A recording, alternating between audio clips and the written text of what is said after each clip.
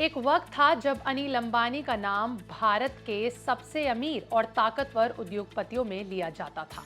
अब अनिल अंबानी की हालत खराब हो चुकी है। एक के बाद एक फ्रॉड और धंधाली के आरोप में वो फंसते जा रहे हैं। उनकी कंपनियों पर भारी भरकम कर्ज है। कर्ज चुकाने के लिए कई कंपनियां अनिल अंबानी को बेचनी पड़ी। एक बार फिर अनिल अंबानी पर मुसीबतों का पहाड़ टूटा है। सेबी से अनिल अंबानी को तगड़ा झटका लगा है। सेबी ने अनिल अंबानी की येस बैंक से समझौते वाली याचिका को खारिज कर दिया है। इस वीडियो में हम आपको बताएंगे कि सेबी से याचिका खारिज होना अनिल अंबानी के लिए कितना बड़ा झटका है। अब अनिल अंबानी के पास आगे क्या रास्ता है, सबसे पहले इस मामले को समझते हैं। मैं आपके साथ तनीषा और आप देख रहे हैं बिस्तक। ये मामला साल 2016 से साल 2019 के बीच का है।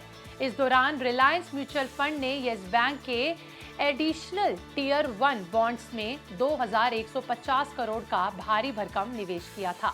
मार्च 2020 में जब येस बैंक वित्तीय संकट में फंसा और दिवालिया होने के कगार पर पहुंच गया, तो इसने 81 बॉन्ड्स को नियमों के तहत राइट ऑफ कर दिया गया। इससे रिलायंस म्यूचुअल फंड और उनके निवेशकों को भारी नुकसान हुआ। ये मामला और भी पेचीदा है।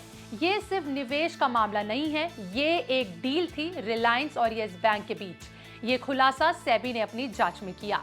इस मामले में कर्ज के बदले निवेश हुआ है। रिलायंस म्यूचुअल फंड ने रिलायंस के बॉन्ड्स में ये निवेश किया, इसलिए किया क्योंकि इसके बदले में येस बैंक ने अनिल अंबानी ग्रुप की दूसरी कंपनियों को कर्ज दिया था। निवेशकों को नुकसान हुआ। इस पूरे मामले में रिलायंस म्यूचुअल फंड के निवेशकों को 1828 करोड़ का सीधा नुकसान हुआ। सेबी का आरोप है कि अनिल अंबानी और उनके बेटे जय अनमोल अंबानी ने रिलायंस म्यूचुअल फंड के सीईओ और चीफ इन्वेस्टमेंट ऑफिसर के जरिए निवेश के फैसलों को सीधे तौर पर प्रभावित किया है।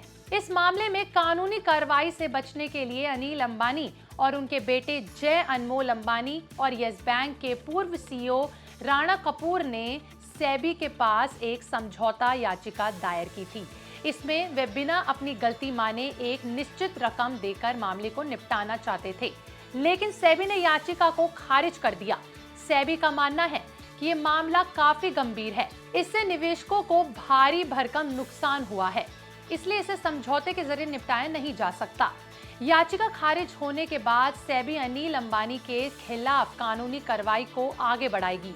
मीडिया रिपोर्ट्स की माने तो इस मामले में अनिल अंबानी पर 1828 करोड़ रुपए का जुर्माना लग सकता है। निवेशकों को हुए नुकसान की भरपाई के निर्देश भी जारी हो सकते हैं। सेबी ने अपनी जांच के निष्कर्षों को ईडी के साथ भी साझा किया है, जो पहले से ही येस बैंक द्वारा अनिल अंबानी समूह को दिए गए 3000 करोड़ रुपए के कर्ज में कथित धोखाधड़ी की जांच कर रहा है।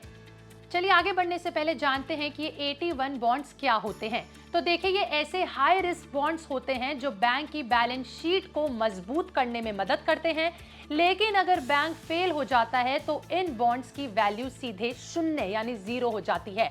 और यही हुआ साल 2020 में, जब येस बैंक पर संकट आया और उसके 80 बॉन्ड्स डूब गए।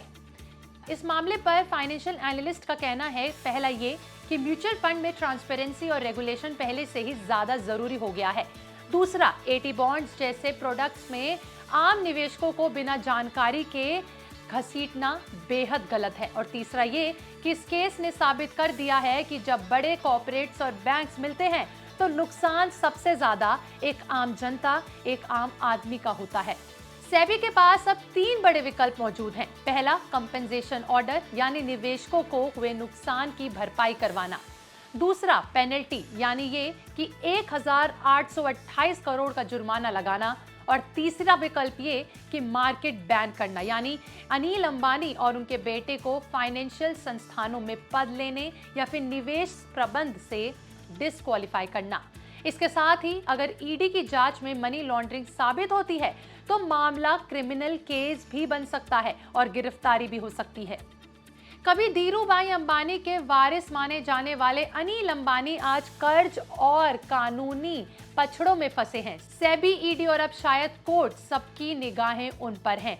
क्या ये इस बिजनेस टाइकॉन का अंत है या वो एक बार फिर सिस्टम से बच निकलेंगे? आपका इस पर जो भी कहना है मैं कमेंट सेक्शन में लिख के जरूर बताइएगा। और अगर आपको हमारी वीडियो अच्छी लगे और आप ऐसे ही अनिल अंबानी से रिलेटेड अपडेट्स जानना चाहते हैं तो फॉलो कर लें बिस्तक।